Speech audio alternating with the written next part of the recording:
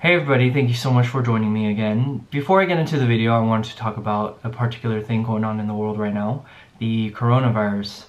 As you know, there's a pandemic going on, and it's really gotten the world bogged down, so to speak. And I want to use this platform to not only spread positivity, but to also remind people that it might be a good time to be counting your blessings. Not because the world's ending anytime soon, far from it, but because it's really easy to get caught in all the negativity surrounding this entire situation.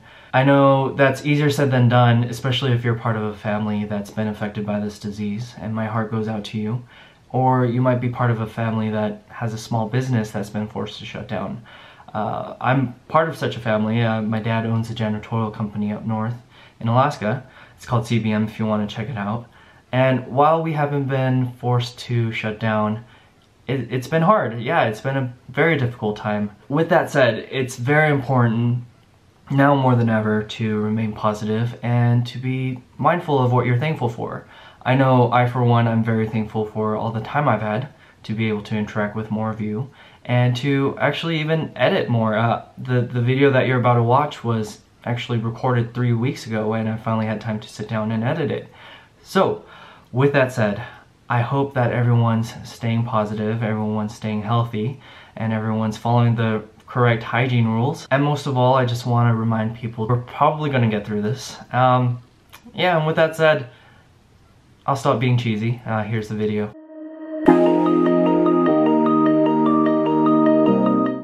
Hi everybody, my name is Michael. I'm a second-year dental student at Western University in Pomona, California, and I'm joined here today by my lovely girlfriend, Amanda Lee.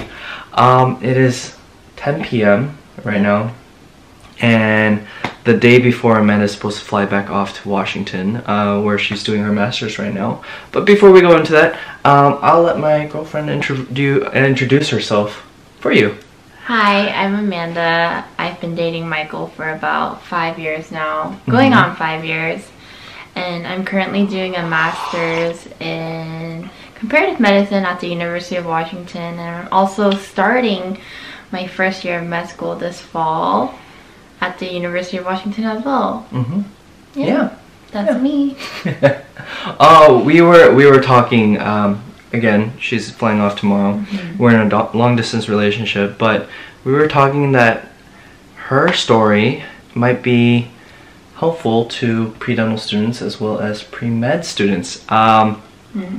I don't want to give it away, but Amanda got into medical school just like a week and a half ago. I got into my dream school exactly a week ago. And what we wanted to do is kind of break that down because it was your second time applying, and it was a drastic change from her first application to her second application. So kind of the way this will go is we'll talk about your first application, what made you decide to do a master's program, how you decided to do that in general, how your gap year while doing that master's program changed your application, and how your application season actually went.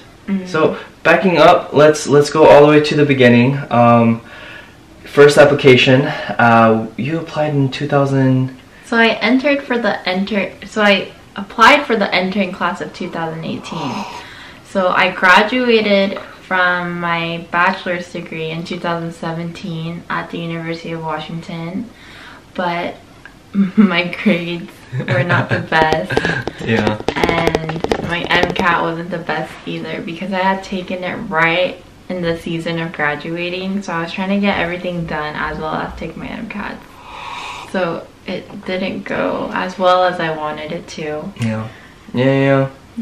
Kind of hard to talk about, but at the same time, it was all in good. It was all good timing, right? It was a good experience. Yeah, definitely. It definitely got you prepared for the second application cycle. For sure, yeah. But you mentioned your grades weren't good, and how did you go about, you did a lot of research on SDN, and you really utilized SDN in a positive way rather than going on it and getting very, very consumed in like the SDN black hole is what we used to call it. Yeah. Can you explain that a little bit? So the way I use SDN is obviously, I think the most soul-crushing part is the grades and the test scores that people post about. But beyond just looking at your stats, I think it's really important to see the actual like advice people are posting on the schools that you want to go to. And I just kind of used it as a gauge of making myself feel secure when interviews were coming out relative to when I applied versus when other people were getting their interviews. And another really helpful part was using the interview feedback, and I just studied that for each of my interviews, and I think it helped just drastically. Yeah, so more so picking out the tips, the interview feedback, rather than going on there and comparing your stats. Yeah, comparing your stats to other people's stats, because I mean, getting into medical school and getting into dental school, it's a number of other things just than your stats. It is. Sort of.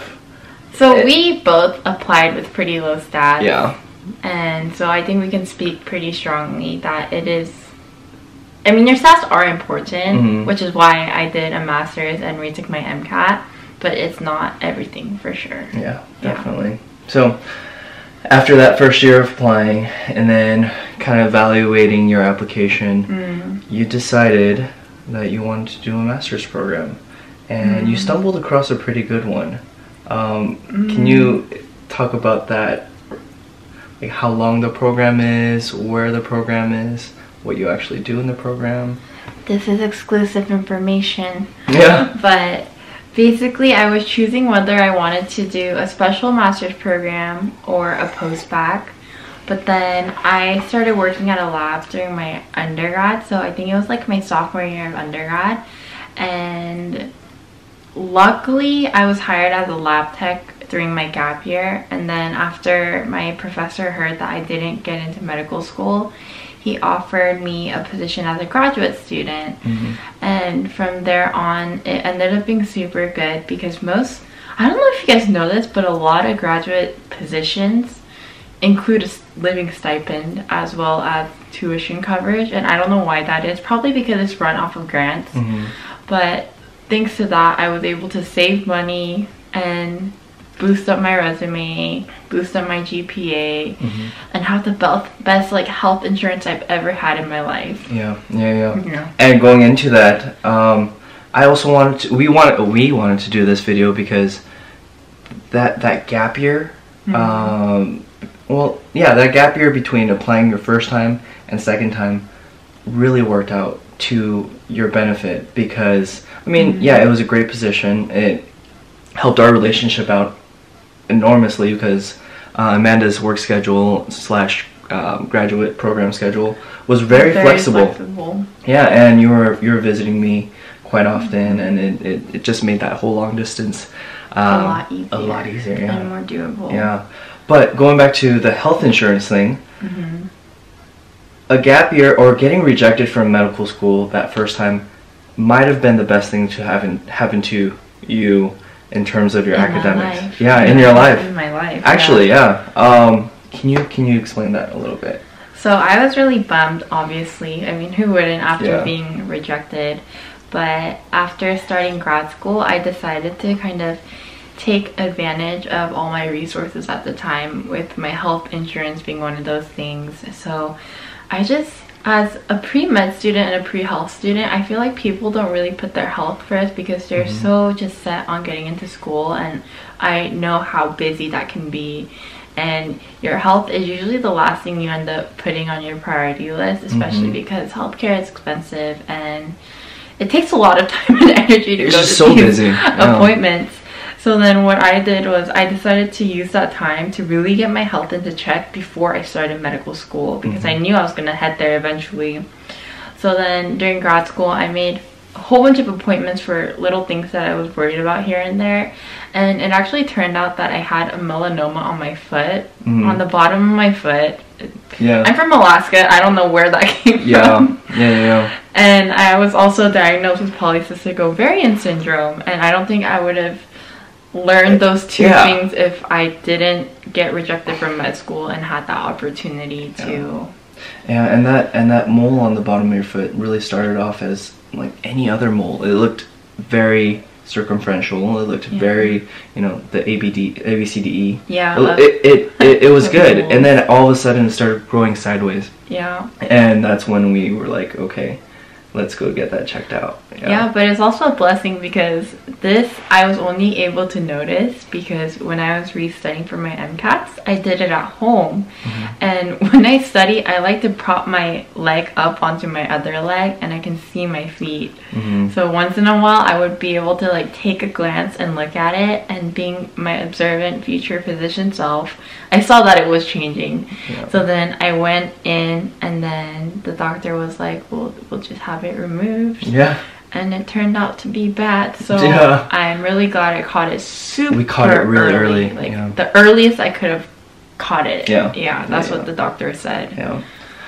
All of this to say that if you got into medical school that first time, you wouldn't have noticed that mole on the bottom of your foot. I might have cancer. You may have not noticed that, and nor would you have had the time to go to all these appointments, because there were quite a few appointments where you were going, getting it checked, left it for a little while, went again, okay, let's biopsy it. And your health insurance helped so much. I barely paid for anything because my graduate health insurance was so good.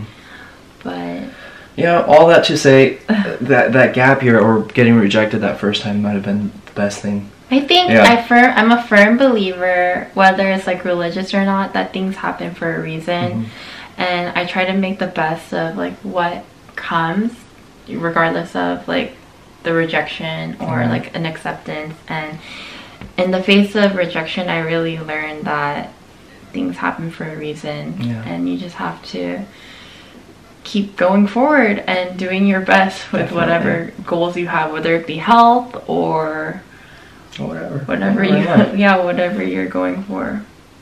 Did we want to talk about the other thing? What's the other thing? The other cancer scare we had? Oh yeah, okay. So while I was having all my other health checkups, I had a women's checkup as well. And then they also found a lump on my breast. And I'm 24, so that was a little bit scary. And it was to the point where they sent me to go get an ultrasound because they thought they just wanted to be safe rather than sorry. But oh man, the waiting time to go get that ultrasound, and then the time just like waiting for like what the doctor was going to say to me was so scary. And for me, I was lucky enough to get my appointment within like I think a 4 or 5 day span. But if they were busy and I had to wait 2 weeks, I think I would have lost like half my hair because I was just so stressed out at what it could be. Especially because my dad's mother actually passed away with breast cancer. So he always told me ever since I was little, be careful. And then to be at the hospital at 24 getting a breast ultrasound was pretty darn scary. But luckily it ended up not being anything. But rather than be bitter at all the time that I used and all the stress that I went through, I think in the long run it'll make me a better physician because I can much more understand like what my patients are really going through in those like times of waiting and uncertainty. It's a lot of anxiety, and and you have to be able to empathize with that, even as a dentist, but more so as a physician. You have to be able to kind of put yourself in that. In the patient's shoes and to see what they're going through. It's scary. It's so scary. And kind of talking about everything happens for a reason, that also led you to a great volunteering opportunity. Oh yeah, for sure. It's just one thing just piled on like on top of each other. I mean, as everyone knows, if you're a reapplicant, you have to keep continuing your interests and like showing that you are interested in the medical career even when you're not in school. So then I really wanted to find a volunteer position that I was passionate about, but that wasn't like really easy to do because I actually wanted one that I really wanted to be involved in. And then while I was getting diagnosed with polycystic ovarian syndrome, I came across a women's clinic that is nonprofit and provides reduced cost / free cost to women. And oh man, I fell in love with the doctor and the clinics there, that after my first appointment I asked them right away if I could volunteer. And I've been a volunteer there for about like 1.5 years now. And I think I wrote so many good things about it in my personal statement, as well as I talk so positively about it in my interviews as well, because it gave me so much clinic experience as well. So it was crazy to think like that my rejection could lead to so many positive things in my life. And everyone says a rejection is a bad thing, and yeah, it sucks in the moment, but if you try your best and you know that that's the field that you want to go into, I think there are so many positive things that could come out of it, as it did for me. And I firmly believe it does for other people as well, like you too, right? Yeah, definitely. I definitely fell upon a lot of just fortunate circumstances. I mean, working at the University of Washington School of Dentistry, for one, was amazing for my application during that waiting period, or that gap year. But man, the way things fell into line for you was it was pretty surprising. It was surprising to see that, you know, going forward, it wasn't easy. Definitely wasn't easy. It was really hard. It was such a hard year. I think just being a patient is one of the hardest things I've experienced. But at the end of the day, I think it'll make me a better doctor. And I think that's why my application became so much better too, because I was just, my empathy grew in so many ways that I wasn't even expecting during my gap year. And it ultimately helped, like you were saying, it ultimately helped with your interviews as well. I'm just thinking about this now. Your interview for that volunteer position was harder in a sense, because they asked you a lot of hard questions about like abortion, about just things that you don't normally hear or think about. And not only that, after you got the position, the doctor, the staff there, not the staff, if you have a staff in your clinic, it means you have an infection. You have a team. You have a team in the clinic. The team there and the doctors there were really supportive about you going forward with your interviews and just helping you out every step of the way. The entire team at even just like my lab and that I work at, and then my volunteer clinic, have been my #1 fans throughout this entire process, and I can't imagine having gone through it like without them. And another thing that I just thought about is, if I got into med school right away, I wouldn't have been able to make some of the best memories I had in the past few years. Meet some of the most awesome people. Because I actually got the chance to live with my best friend, and like how often do you get to do that? And we adopted a dog together. So it's like my life would have been without one less dog, and I can't imagine that.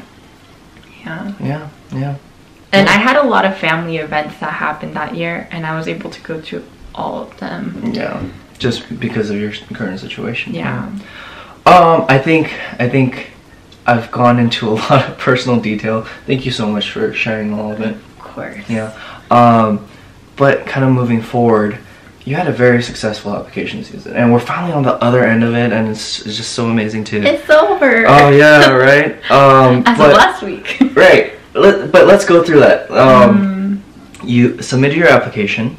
By the way, medical school applications and dental school applications open at the same time, so it's pretty much the same timeline. You submitted your application, what, June, I think? So actually for DO schools, they open in May, I think, but I didn't know that.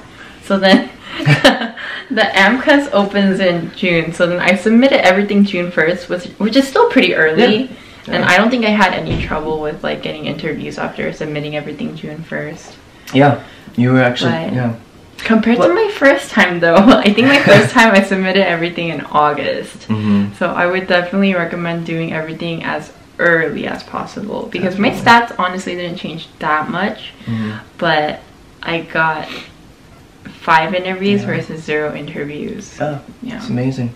You submitted it in June. You started hearing back December, I think. Right? So I got my first interview in September. I know nothing. But that was an emotional process too. It was. I mean, it is for everyone, right? Especially if you're a reapplicant, getting that first interview, getting that first acceptance is just so rewarding, because I feel like you put in extra work. And I feel like traditional applicants work really hard. I don't know how traditional applicants do it. They're superheroes. They really are. I can't imagine applying like my junior year and then interviewing all throughout like my senior and then getting in like that. That's crazy. Like, props to you guys. Yeah.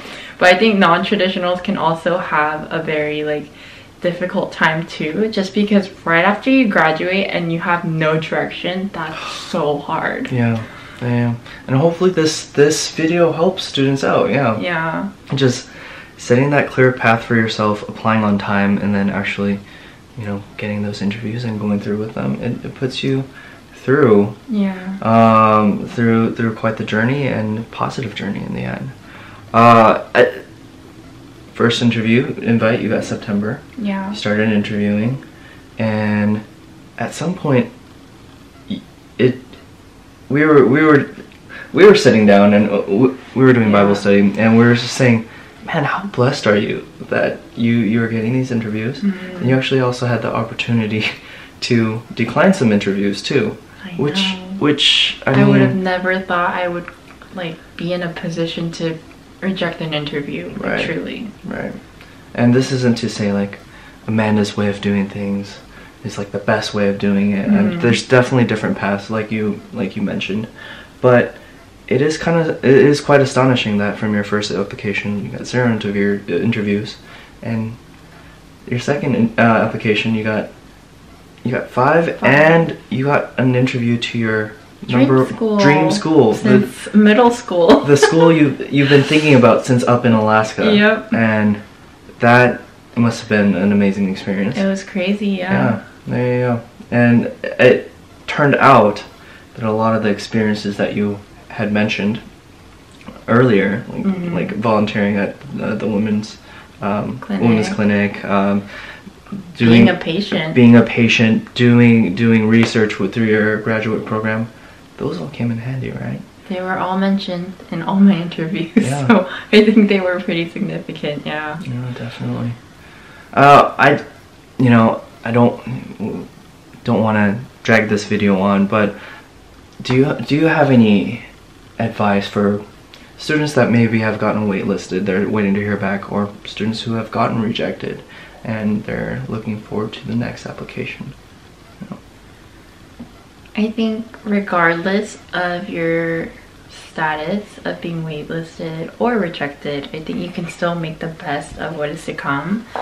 And I really saw this from Michael, but he applied 3 times.